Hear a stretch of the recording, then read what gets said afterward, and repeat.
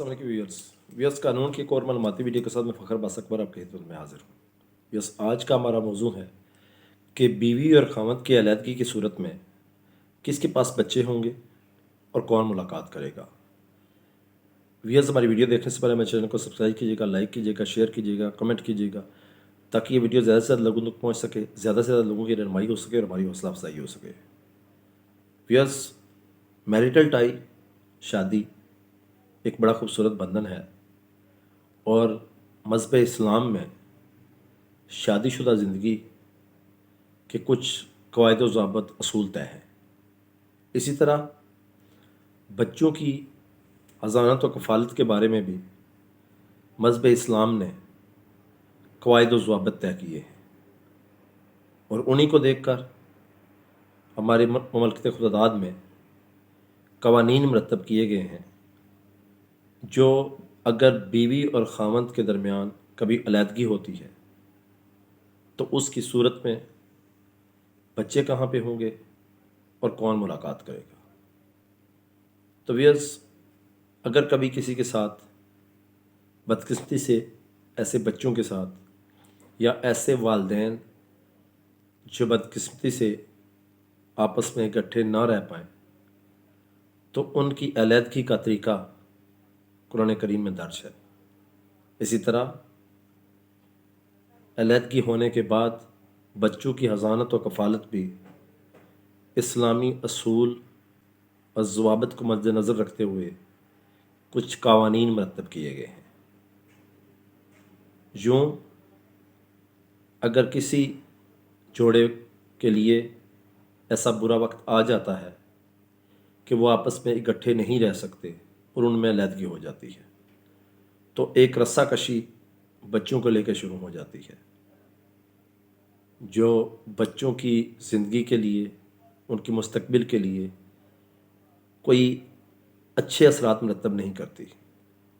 लेकिन आए रोज़ ये अदालतों में देखने में आया है कि लोग बच्चों के लिए अदालतों में आते हैं और बीवी और खामद बच्चों को लेकर मुकदमेबाजी करते हैं और इस तरह बच्चों की अज़ानत और कफ़ालत के जो रस्साकशी होती है वो किस तरह अपने अंजाम को पहुँचती है, ये सारी सिचुएशन अच्छी नहीं है। लेकिन जब कभी कुछ ऐसा हो जाए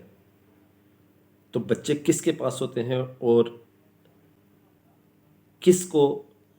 उनकी मुलाकात का हक़ दिया जाता है, इस पे हम बात करते हैं। तो अगर नॉर्मली जो देखा गया है कि अगर तो बच्चे बड़े हैं, ग्राउंड अप्स हैं, तो उनको वालिद के सुपुर्द भी किया जाता है और स्पेशली बेटियां वो अगर बड़ी भी हों, अगर वो ना रहना चाहें और उनकी माँ उनको पालना चाहे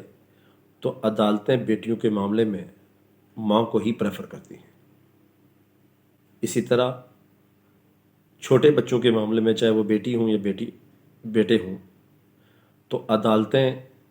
माँ को प्रेफर करती हैं और माँ को ही हवालगी के केसेस में माँ के हक़ में फ़ैसला करती हैं। लेकिन ये कोई मुस्तनद कानून नहीं है। अदालतों ने बुनियादी तौर पे जो चीज़ देखनी होती है वो ये होती है कि वेलफेयर ऑफ द माइनर्स, बच्चों की वेलफेयर किसके पास है। अगर बच्चों की वेलफेयर बाप के पास है तो अदालतें बाप के हक़ में फ़ैसला कर देती हैं और अगर वेलफेयर ऑफ द माइनर माँ के हक़ में है तो अदालतें माँ के हक़ में फ़ैसला कर देती हैं। अब वेलफेयर ऑफ द माइनर क्या है,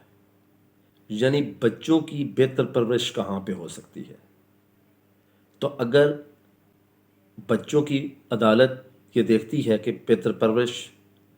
माँ के पास हो सकती है तो बच्चे माँ के हवाले करती है और अगर अदालत देखती है कि बच्चों की बेहतर परवरिश बाप के पास हो सकती है तो वो बाप के हवाले करती है। अब इसके बाद एक और सवाल पैदा होता है कि अगर माँ ने बच्चे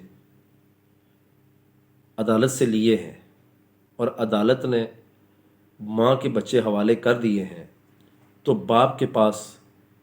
کیا رہ جاتا ہے، وہ کس طرح اپنے بچوں کو مل سکتا ہے۔ تو اس کے لیے بھی عدالتوں نے طریقہ متعین کیا ہوا ہے۔ آپ نے گارڈین ایکٹ کے تحت کورٹ میں جانا ہوتا ہے، اپلیکیشن سبمٹ کرانی ہوتی ہے، تو عدالت ملاقات کے لیے شیڈیول مقرر کر دیتی ہے کہ مہینے میں 1 مرتبہ یا 2 مرتبہ بچے عدالت میں لائے جائیں گے، اور اس کی جتنی بھی ان کو لانے میں اخراجات آئیں گے وہ باپ ادا کرے گا، اور اس طرح باپ آ کر بچوں کو 2 گھنٹے کے لیے 3 گھنٹے کے لیے مل سکتا ہے۔ یوں اس ساری سچویشن میں اگر بچے باپ کے پاس ہیں تو پھر ماں اپلیکیشن دے سکتی ہے، اور اس کے لیے بھی ملاقات کا شیڈیول طے ہوتا ہے۔ اور آج کل تو وزیٹیشن روم قائم ہیں، اور وزیٹیشن روم میں آپ بڑی آسانی کے ساتھ اپنے بچوں کو مل سکتے ہیں، ان کے ساتھ بیٹھ سکتے ہیں، ان کے ساتھ بات کر سکتے ہیں۔ تو اگر کسی بھی جوڑے میں علیحدگی ہوتی ہے تو ایک کو اذانت ملتی ہے، ایک کو بچے حوالے کیے جاتے ہیں، اور دوسرے کے لیے ملاقات کا شیڈیول طے کیا جاتا ہے۔